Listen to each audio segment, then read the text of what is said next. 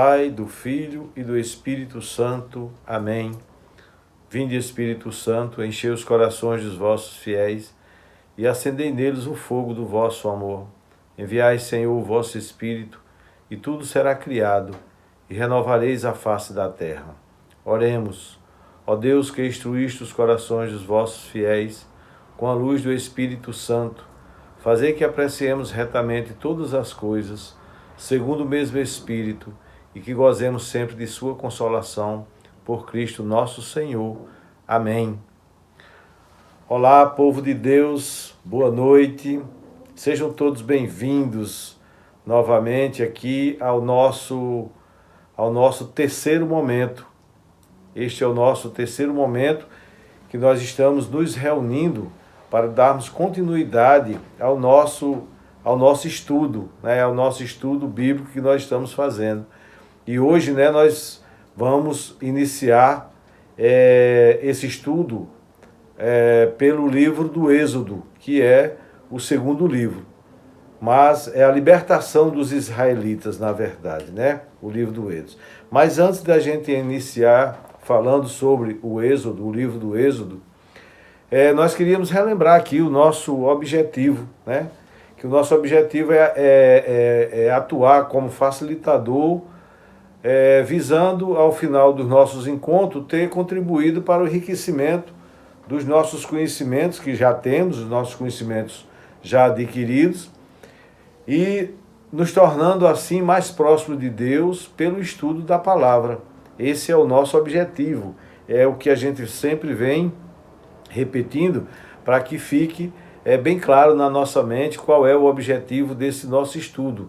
É ser realmente um facilitador, muito mais um incentivador para que as pessoas que estão vendo esses vídeos, eles se apoderem dessa nova vontade, digamos assim, e pegue a sua Bíblia e comece realmente a explorar para ver a riqueza que é conhecer a palavra de Deus.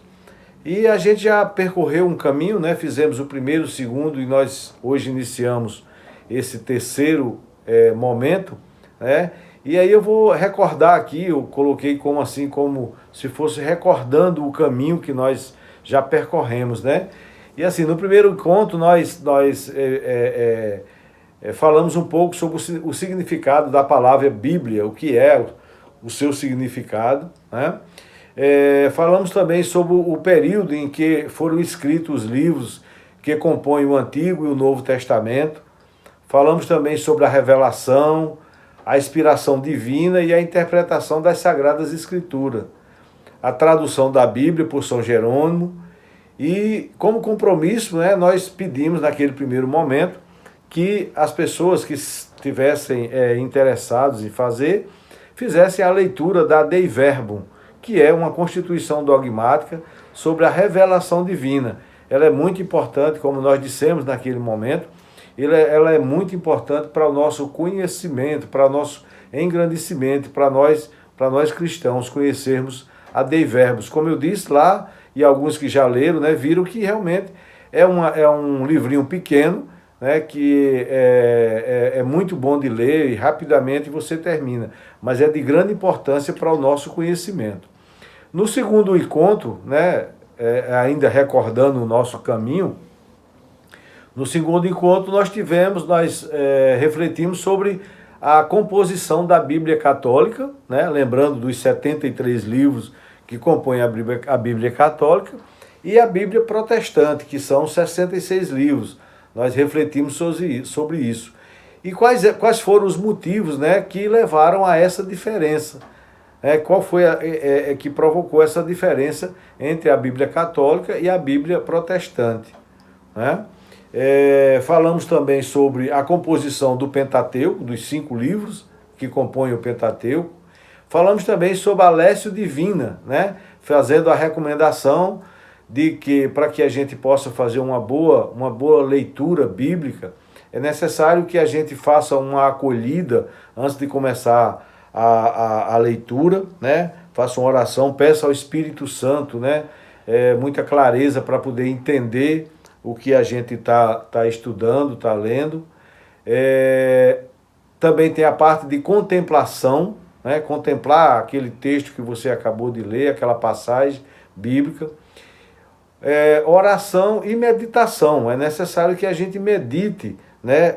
Se for um evangelho, se for uma passagem dos livros do Antigo Testamento, mas é necessário para a Lécio Divina ser composta, ser bem feita, né? É necessário que tenha essas partes.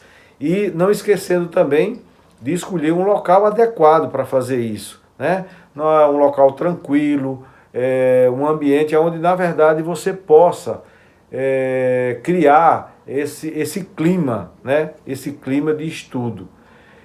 Aí falamos sobre o Gênesis, que foi o livro que nós estudamos no encontro passado, né? Foi Gênesis. Falamos sobre a quantidade de capítulos e de versículos que esse livro tem. E falamos sobre a divisão do livro do Gênesis, que é a história da humanidade, a história dos patriarcas e a história de José, né? E aí no final nós fizemos uma recomendação para que fosse feita a leitura do capítulo de 1 a 3, Gênesis de 1 a 3, e mais especificamente o capítulo 1, de 26 a 31, que trata exatamente das maravilhas que Deus nos presenteou. O objetivo era fazer exatamente com que a gente meditasse sobre quantas maravilhas Deus criou para todos nós. Sempre que ele terminava um dia, ele dizia que achou muito bom, achou muito bonito e era interessante. E Deus, quando fez o mundo, ele fez para nós. Então, esse capítulo 1, 26, 31 era mais para a gente descobrir e meditar sobre as maravilhas que Deus nos presenteou, né? E hoje, né, nós vamos adentrar no segundo livro, que é o livro do Êxodo. É o segundo livro do Pentateuco e é o segundo livro da Torá, né? Como nós já estudamos, né? Os 5 livros do Pentateuco é o que compõem a Torá, né? Para os judeus, né? E os judeus denominam esse segundo livro, né? No primeiro nós vimos lá também a denominação de Gênesis, e o segundo livro eles denominam de Shemó, que quer dizer eis os nomes, ou seja, quais foram os nomes dos filhos de Israel que entraram no Egito. Está lá no livro do Êxodo. Então, os judeus sempre se referem pelo início da frase do livro ou por uma palavra mais forte que tenha um maior significado. Então, esse livro do Êxodo, os judeus denominam de Shemó, que quer dizer eis os nomes, o nome dos filhos de Israel que entraram no Egito, né?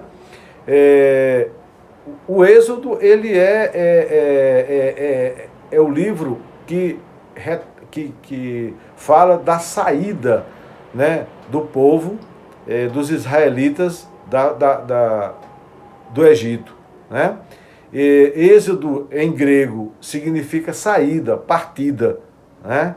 É isso que significa, é a saída, é a partida dos israelitas lá da escravidão do Egito.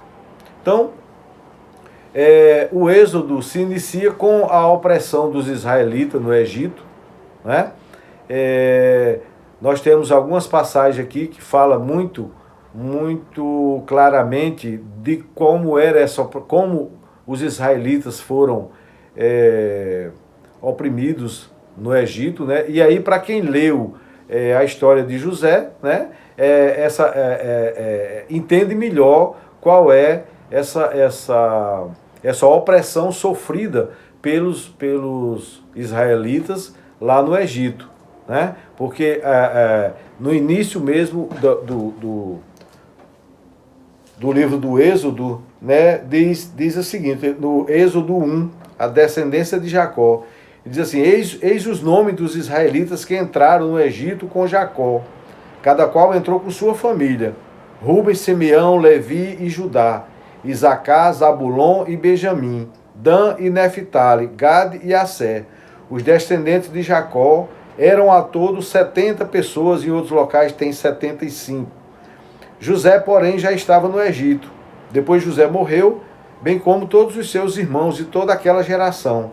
Os israelitas foram fecundos e se multiplicaram, tornando-se cada vez mais numerosos e poderosos, a tal ponto que o país ficou repleto deles. Ou seja, houve, digamos assim, uma grande multiplicação dessa nação dentro do Egito.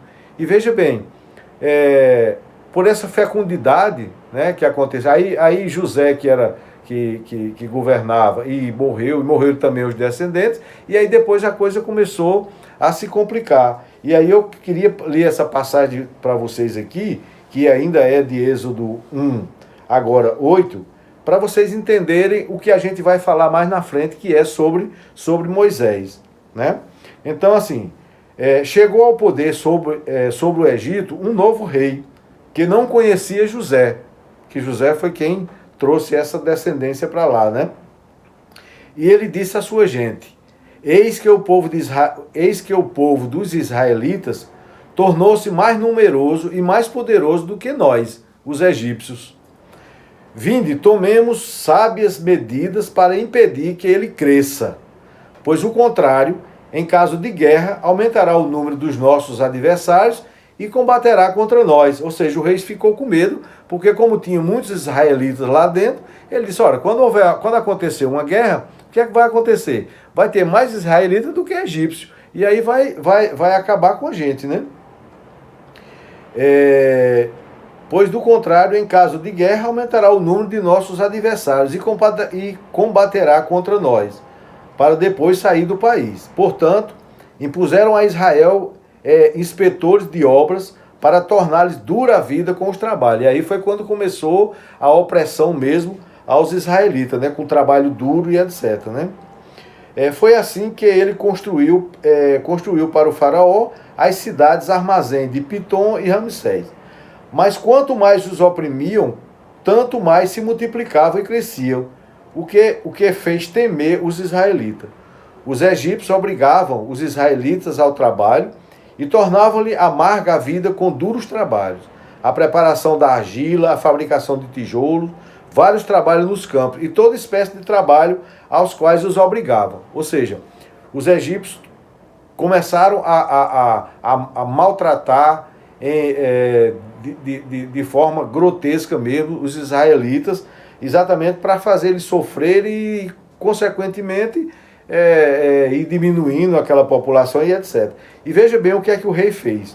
O rei do Egito disse às parteiras, olha só, o rei do Egito disse às parteiras dos hebreus, das quais uma se chamava Sefra e a outra Fua.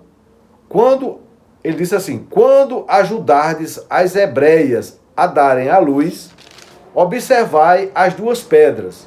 Se for menino, matai-o. Se for menina, deixai-a viver. Bom, eu queria ler só até aqui, exatamente porque, para a gente entender uma parte mais adiante, que é a parte do nascimento de Moisés. Porque aí a gente já conhece aquela história de Moisés, né? Todos nós conhecemos a história de Moisés. Que Moisés nasceu, né? O nascimento e vocação de Moisés é uma outra parte significativa para o entendimento do Êxodo. E Moisés nasceu e ele passou 3 meses na guarda dos pais, mas aí, com medo de ele ser morto, o que é que eles fizeram, né? Eles bolaram aquela situação de fazerem um cestozinho de vime, né? E colocar Moisés nas águas, né? Aonde exatamente a filha do faraó costumava tomar banho, né? E aí a mãe de Moisés ficou às escondidas e uma irmã. E aí quando a filha do faraó encontrou Moisés naquela cesta, que disse que Moisés era de uma beleza extrema, né? Disse que Moisés era uma criança muito linda, né? Então quando a filha do faraó viu Moisés naquele cestinho de vime, né? Ela se apaixonou. E aí, chamando as pessoas que ajudavam, as escravas dela, né? Uma das quais, né, disse assim: olha, eu conheço. Ela ficou preocupada, como é que a gente vai amamentar essa criança, né? Aí dizem que a irmã de Moisés estava próxima e disse, olha, eu conheço uma ama que pode amamentar essa criança, que era exatamente a mãe de Moisés. E aí Moisés, né, a gente sabe que Moisés foi exatamente salvo, né, assim, e foi morar no palácio e etc, etc. Que a gente vai ver essa parte mais na frente. Mas agora a gente está falando mais especificamente das partes do livro do Êxodo. Então, primeiro a opressão dos israelitas no Egito, né, essa coisa de massacrar mesmo. Depois veio o nascimento e a vocação de Moisés, que a gente vai estudar mais na frente. E a saída do Egito mediante as 10 pragas, que também todos nós conhecemos, essas histórias das pragas do Egito, que Deus castigou o Egito com pragas para poder o faraó se convencer e libertar os israelitas, né? E a celebração da Páscoa. Ao final do vídeo eu vou colocar, não se preocupe, que eu vou colocar essas passagens exatamente para que vocês possam posteriormente fazer as suas consultas. Também teve a apresentação da aliança e da doação da lei, né, feita de Jesus através de Moisés, que é as tábuas da lei, a aliança com o povo e etc. E a construção do santuário junto ao Monte Sinai. Então, assim, essa é, digamos assim, as partes principais, né, que dá todo o desenrolar do livro do Êxodo, né? Então, esse livro do Êxodo, ele tem 40 capítulos, né? E ele é dividido em 1213 versículos.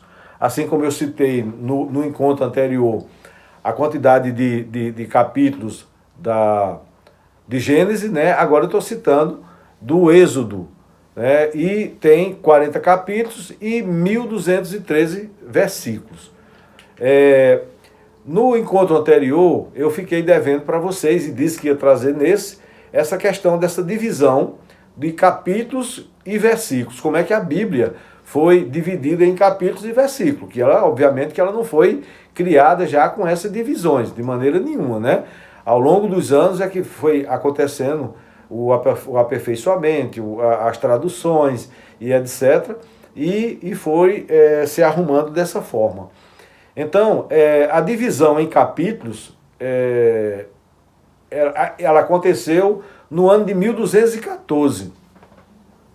E deve-se ao inglês chamado Stephen Langton. Ele era um arcebispo lá de Cantuária. Então, essa pessoa, Stephen Langton, foi quem fez a divisão da Bíblia em capítulos, tá certo? E ele também fez a divisão em versículos, né? Só que, quando ele fez a divisão em versículos, os versículos ficaram muito grandes, né? Ficava muito difícil de fazer a compreensão. Então, a divisão em versículo teve 2 responsáveis. A do Antigo Testamento é do frade Domiciano. É um frade domiciano chamado Santis Paganini. A parte dos versículos do Antigo Testamento foi feito por esse frade dominiciano, Santis Paganini, italiano, e foi publicado no ano de 1527. A divisão dos capítulos em 1214 e a divisão em versículo em 1527. Fez também uma divisão do Novo Testamento, mas, como eu disse, os versículos resultaram muito longos, ficaram muito grandes. Então, o tipógrafo francês Roberto Etienne, em 1551, apresentou outra divisão mais funcional, que é a divisão que funciona até hoje. É a que nós temos hoje na Bíblia, essa divisão feita por esse tipógrafo francês Roberto Etienne. Então está aí como é que foi feito a divisão da Bíblia em capítulos e versículos, ok? Também foi incluído em alguns momentos uma divisão por letra A, B e às vezes eventualmente a letra C, mas a gente vê mais a complementação de A e de B, tá certo? Aí agora voltando assim um pouquinho para que a gente fale um pouquinho sobre a vida de Moisés, né? A vida de Moisés a gente entende ela bem direitinho quando a gente vê Atos dos Apóstolos 7, de 20 a 23 e de 30 a 31. O nome Moisés quer dizer aquele que foi tirado da água, eu tirei da água, né? É a história, né? Que ele foi colocado no cesto de vime e tal, e a filha do faraó o encontrou. Propositalmente ele foi colocado ali para que fosse encontrado. Ele não foi abandonado, jogado nas águas, né? Ele foi colocado ali, aonde a filha do faraó vinha tomar banho, costumava vir tomar banho, e aí propositalmente foi colocado ali e ele foi tirado das águas. Então o nome Moisés é aquele que foi tirado da água, né? Eu o retirei da água, né? E assim, o Pentateuco, ele é atribuído a Moisés. Obviamente que não foi Moisés que escreveu o Pentateuco, mas os escritores faziam as suas escritas, as suas memórias, e passavam e atribuía a Moisés. Então o Pentateuco é atribuído a Moisés. E assim, Moisés, ele viveu 120 anos. 120 anos. Os primeiros 40 anos ele viveu no palácio como príncipe, né? Que ele foi trazido pela filha do faraó, e aí ele recebeu assim a melhor educação, os melhores ensinamentos. Então assim, Moisés teve de tudo, do bom e do melhor, como a gente costuma dizer, nesse primeiro momento da vida dele, nesses primeiros 40 anos da vida dele. Viveu no palácio como príncipe mesmo, né? E aí, ao completar 40 anos, diz assim no capítulo 2 de Êxodo, capítulo 2, versículo 11, diz assim: naqueles dias Moisés, já crescido, saiu para ver os seus irmãos e viu as tarefas que pesavam sobre eles. Viu também um egípcio que feria um dos seus irmãos hebreus. E como olhasse para uma e outra parte e visse que ninguém estava ali, matou o egípcio. Ou seja, Moisés, né, quando foi visitar os seus irmãos hebreus, que viu lá o egípcio batendo, porque os egípcios estavam colocando duras tarefas para o povo lá. E aí, quando Moisés viu aquilo ali, né, Moisés matou o egípcio. Moisés matou o egípcio. E o escondeu na areia. Ele matou o egípcio, que estava batendo no irmão dele, né, e enterrou na areia. No dia seguinte, quando ele voltou, no momento em que dois hebreus estavam brigando, e disse ao agressor: por que feres o teu próximo? E ele respondeu: quem te constituiu nosso chefe e nosso juiz? Acaso quero matar-me? Acaso queres matar-me como matastes ontem o egípcio? E aí Moisés teve medo e disse: o fato já é conhecido. Faraó, tendo notícia do caso, procurava matar Moisés, mas esse, fugindo da sua vista, retirou-se para a terra de Madiã. Foi aí onde ele foi morar, nessa terra de Madiã. E lá Moisés passou 40 anos, lá ele casou, lá ele constituiu família, né? E ele passou a viver como profeta, passou 40 anos como profeta. É a segunda fase da vida de Moisés. E depois, né, como nós sabemos, tem aquela questão da vocação de Moisés e o chamado que Moisés recebeu de Deus, né, para que libertasse o seu povo da escravidão do Egito, né? Essa história eu sei que nós conhecemos bem, né? Mas quando a gente adentra nas pequenas observações que tem, a gente percebe o quanto a gente deixou de aprender no catecismo, de aprender em outros momentos, né, sobre essa história tão bonita que é a retirada do povo de Deus, né, do povo de Deus, o povo escolhido por Deus, das mãos do faraó, né? E aí a gente até, quando a gente escuta falar sobre aquelas pestes lançadas sobre o Egito, a gente fica assim, meu Deus do céu, como é que pode acontecer uma coisa dessa, né? Mas o povo vivia oprimido, o povo vivia sofrendo muito nas mãos do faraó como escravo. E aí Deus chamou Moisés, né? Moisés já como profeta, né? E disse, olha, você vai lá no faraó e vai dizer que liberte meu povo de lá, né? Eu não quero mais meu povo, você vai ser o condutor desse povo que você vai levar para uma terra, né? A terra de Canaã, a terra prometida. E aí Moisés disse, que tem aquela questão da aparição na sarça ardente, né? Que todos nós conhecemos, né? Aonde na aparição Deus, o anjo manda que ele tire as sandálias, né? Porque ele está pisando em terra santa, porque Moisés viu aquela sarça que queimava ali no deserto e a sarça não se consumia. E aí a curiosidade dele aumentou e ele pensou assim, eu vou rodear para ver o que é que tem do outro lado, por que essa sarça não se queima, né? E aí foi quando o anjo disse, olha, Moisés, tira a sandália porque isso aqui você está pisando em terra santa. E tirar as sandálias significa despojar-se, né? Despojar-se, ficar desnudo diante de Deus. É isso que significa tirar as sandálias. É ficar desnudo diante de Deus, ficar puro diante de Deus, né? Despojar-se de tudo, né? É tirar a sandália. Então, a sarça ardente foi nesse momento que Moisés recebeu a grande meta para tirar o povo de Deus da escravidão do Egito, que sofria tanto. E aí Moisés disse assim, meu Senhor, como é que eu posso, meu Deus, como é que eu posso conversar com o faraó se a minha língua pesa, a minha boca é pesada, eu não consigo falar direito, porque, segundo os historiadores, Moisés era gago.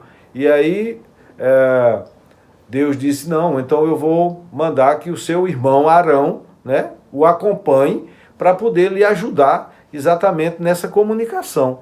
E assim foi feito, né?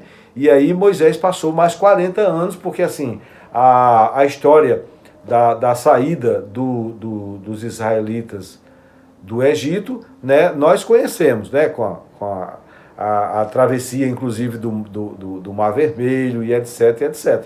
Aquela história nós conhecemos. Mas 40 anos depois é que Moisés veio a morrer e dizem que ele não chegou a ver a terra prometida. Então, assim, os israelitas, liderados por seu profeta Moisés, né, viajaram pelo deserto até o Monte Sinai, onde Javé lhes prometera a terra de Canaã, que era chamada a Terra Prometida, como recompensa pela sua fidelidade. Recompensa pela sua fidelidade. E aí foi onde aconteceu a aliança de Deus com o povo, as tábuas dos mandamentos, onde o povo desobedeceu, fez bezerro de ouro, e tem toda aquela trajetória, né? Toda aquela trajetória. Mas é muito interessante que a gente entenda qual foi o grande papel de Moisés, né? Digamos assim, desde o nascimento, da perseguição que ele teve, né? Porque o próprio faraó mandava matar tudo que era de menino, né? Embora que as parteiras, é importante a gente dizer isso, mesmo as parteiras sendo orientadas pelo faraó para matar todos os filhos de israelitas que nascesse homem, era para ser morto, jogado no rio, né? Mas as parteiras não obedeceram, porque elas temiam a Deus, e elas não obedeceram, elas não fizeram isso, graças a Deus, para que tivesse muitas vidas, né, salvas, exatamente por amor a Deus. A gente teve nesses primeiros dias, né, um estudo. Não é nossa intenção a gente aprofundar, tá lendo aqui item por item. Eu li mais hoje exatamente porque era muito importante essa questão, né, desses primeiros momentos, para poder a gente entender né? Mas assim, não é o nosso objetivo a gente ler. E eu queria finalizar esse vídeo falando um pouquinho sobre o deserto, que foi aonde passou a maior parte do povo, né, andando no deserto com Moisés, aonde faltou água, aonde faltou alimento, aonde Deus mandou que Moisés batesse com o cajado na pedra para poder sair água, aonde Deus mandou codornas, mandou o maná, né? Deus não deixou faltar nada para as pessoas, mas mesmo assim as pessoas murmuravam, reclamavam, com aquele sofrimento todinho lá no Egito, mas as pessoas ainda diziam assim: você nos tirou do Egito para nos matar no deserto, né? Mas eu queria ler uma passagemzinha de um livro chamado, esse livro é O Tempo que se Chama Hoje. O autor é W. Gruen, uma introdução ao Antigo Testamento. Só para a gente refletir, ficar como reflexão para nós, que diz o seguinte: deserto, libertação. O deserto não é apenas o lugar do sofrimento, da solidão ou da indigência. Pode ser também o lugar da purificação, da aprendizagem, do amor que sofre, mas espera. É o lugar dos grandes silêncios, em que às vezes se ouve mais distintamente a voz de Deus e se pode refletir melhor sobre o que Ele nos diz. O deserto é símbolo do que é passageiro, pois obriga a caminhar, a renunciar, mantendo viva a fé. Então, assim, eu quis trazer esse pequeno texto aqui sobre o deserto para trazer para as nossas vidas, fazer uma reflexão nas nossas vidas, para dizer assim, que muitas vezes nós estamos no deserto e nós precisamos caminhar. É no deserto que nós temos que criar nossas forças e ir para frente. É no deserto que nós escutamos a palavra de Deus. É muitas vezes no sofrimento aonde a gente escuta melhor. É no silêncio do nosso coração aonde a gente consegue escutar o chamado de Deus. Então, assim como Moisés, né, apesar das nossas deficiências, apesar das nossas dificuldades, mas nós não podemos dizer não a Deus. Aquilo que é recebido por nós, para que nós repassemos, a gente tem que fazer. Nem que a gente tenha que cuidar, que usar também de um irmão, como foi o caso do Arão, irmão de Moisés, que foi auxiliá-lo, porque ele não conseguia se comunicar. Então, meus irmãos, com relação aos capítulos e aos versículos que foram citados aqui nesse terceiro momento, não se preocupe, porque nós iremos colocá-los na descrição desse vídeo. Então vai estar lá para que você que se interessa em fazer as leituras desse nosso terceiro momento, né, você vai lá e vai estar na descrição do vídeo, todos eles citados. E para finalizar, nós agradecemos de todo o coração a participação de vocês, por vocês estarem aqui nos acompanhando nesse terceiro momento. Significa dizer que você está interessada em fazer, em aumentar os seus conhecimentos, em continuar fazendo esse estudo bíblico. Ficamos extremamente felizes com a sua participação e esperamos vocês no quarto momento. Fiquem todos com Deus. Deus abençoe a cada um de vocês. Amém.